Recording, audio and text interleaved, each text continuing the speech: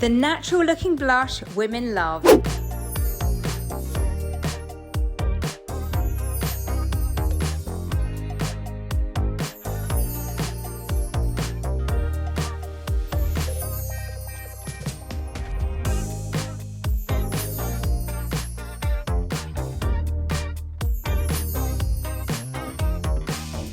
As a makeup artist, I've searched high and low to find a blusher that always looks beautifully natural, and I found it in these watercolour blushes. Just one drop onto the back of your hand, and then you're going to smile and you're going to go just down from your pupil, find the cheeky part of your cheek here, and then tap, and then quickly in circular motions blend towards the top of the ear. Now with a clean finger, blend and feather, just to get a really seamless application. It's that easy. I hope you can see just how much this gives a real kind of fresh and pretty complexion glow to my entire face compared to this side where I'm not wearing anything. Now I'm going to show you how to apply it to my lips. I'm simply going to dab and press the colour into my lips.